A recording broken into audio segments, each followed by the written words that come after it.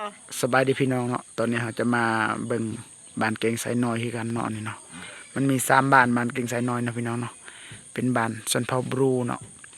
เราจะมาเลาะทั่วบ้านเบิ่งเนาะพี่น้องเนาะคือบรรยากาศของบ้านยาม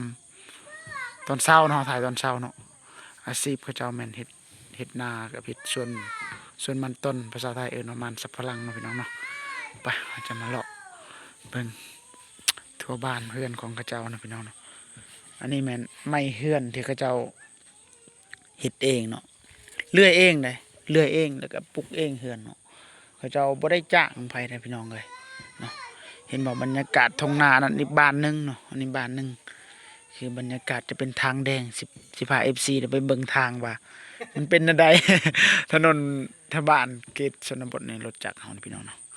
ไปพี่น้องสิพาเลาะไปเลยพี่น้องเนาะพี่น้องนี่คือบรรยากาศของบ้านเฮือนของเขาเจ้าเนาะพี่น้องเนาะคือบ้านแต่ละเฮือนเนาะต้องมีเราเข้าด้วยพี่น้องเลยเนี่ยเนาะโอ้เฮือนหลังนี้ใหญ่กว่าหมู่นะพี่น้องเลยเนาะบรรยากาศของบ้านส่วนหลายเขาเจ้าไปให้ไปสวนระยามนี่เนาะพี่น้องเนาะไปให้ไปนาเนาะพี่น้องเนาะนี่คือบรรยากาศของหมู่บ้านโอ้เฮือนหลังนี้งามเลยพี่น้องเขาเจ้าเฮ็ดเองส่วนหลายเขาเจ้าจะบ่จ้างเนาะไปพี่น้องโอ้เพราะว่าแต่ละเฮือนต้องมีรถไถนาเด้เพราะว่ารถไถนาน่ะมันใช้คุ้มค่าเนาะรถไถนาเดินตามเนาะรถไถนาเนี่ยเขาก็จะก็เอามาได้ไทยเนาะแต่ว่าเขาเอามาขายอยู่ลาวต่อประมาณ4-5หมื่นพุ่นเด้พี่น้องคันรถตัวดีๆนะเนาะพี่น้อง FC เนาะ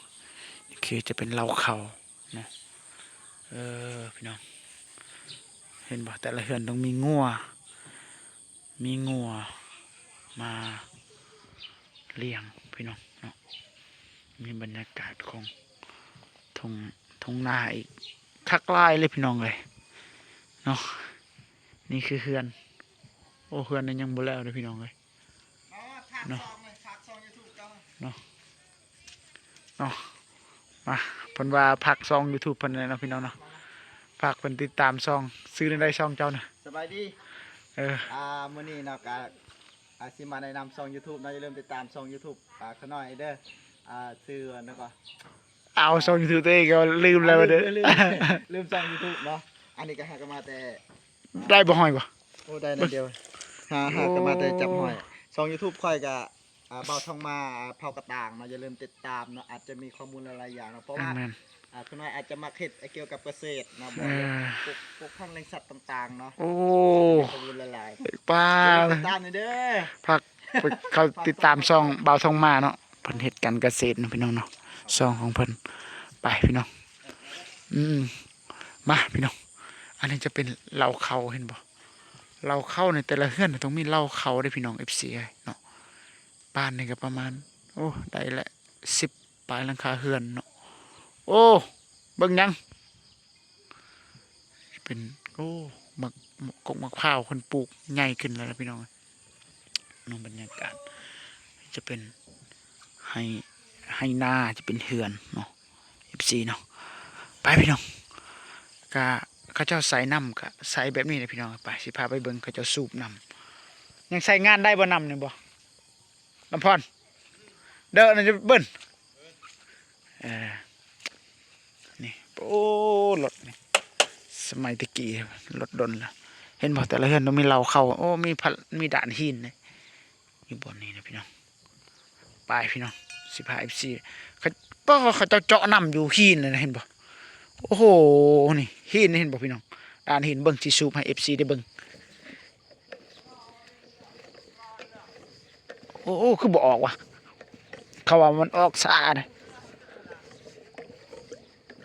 ผู้เห็นบ่มันออกเลยพี่น้องเลยโอ้เห็นบ่นี่น้ำอยู่ด่านหินเห็นบ่ป้าจักเขาผู้เจาะนี่เจาะบนเบิ่งนี่พี่น้องเลยเห็นบ่ผู้ใดเคยเห็นเนาะ FC เนาะผู้ใดเคยเห็นนี่เห็นบ่อยู่หินพุ่นป้อน้ำนี่บ่ได้ธรรมดาเลยพี่น้องนี่เขาจะสูบแบบนี้พี่น้องเลยเห็นบ่นี่ พุ่นและผู้เจ้าของกับผู้นั้นเลยนะเจ้าของมอนั่นแหละนี่เฮือนเราเห็นบ่มุงกระเบื้องเนาะเฮือนบ้านช่องของเขาเจ้าแต่ละเฮือนต้องมีเล้าเข้าแล้วก็มีรถไถนาเดินตามอันนี้จะเป็นบรรยากาศของบ้านเนาะพี่น้องเนาะพี่น้องแต่อาจจะปลูกพังเงี้ยงต่างๆอาจจะยากเลยเนาะเหล่าเข้านี่ก็เล่นติดเราเข้าไผ่เราเข้ามั่นแต่ละเฮือนเนาะบางบ่อนส่วนรากเขาบ่อยากเห็นแล้วอยู่นาพี่น้องเขาจะเฮ็ดไก่เฮือนมันสบายเนาะอาชีพเขาเจ้าเลี้ยงงัวส่วนรากเขาเจ้าไปเลี้ยงงัวเบิดคนในบ้านเนาะบ้านหนึ่งก็บ่ใหญ่ดอกเนาะเป็นชนเผ่าบรูเนาะกินข้าวมันจะโดยเนาะพี่น้องเนาะเขาเจ้าว่าบ้านสวนสบายดีเนาะพี่น้องไปสิพาFCได้เลาะเบิ่งเขาเจ้าเลี้ยงงูบางทีคนก็เลี้ยงตามหน้าเลยได้เห็นบอกนี่อันนี้ข้าก็เห็ดไม้เนาะ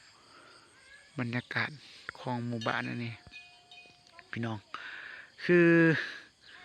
เขาเจ้ากะเฮ็ดเวียกเนาะไปเฮ็ดเวียกยามนี้เนาะบ่ค่อยได้อยู่บ้านเขาไปเขาจะบ่เจอเนาะเพราะว่ายามหน้าก็มีแต่เกี่ยวข้าวเท่านั้นแหละเนาะเฮ็ดนาหากินหาปูหาปลาตามธรรมศาสตร์เลยพี่น้องก็บ่ได้ค่อยใหญ่ดอกบ้านเฮือนของเขาเจ้าโอ้เฮือนหลังนี้ใหญ่นี่แหละเนาะนี่คือบรรยากาศเนาะพี่น้องเนาะโอ้ยงัวตัวนี้เขาคือมัดอันนี้วะบ่ไปเลี้ยงใส่บ่เนาะเจ้าของไปใส่เด้เนาะโอ้โหจะเป็นถนนหนทาง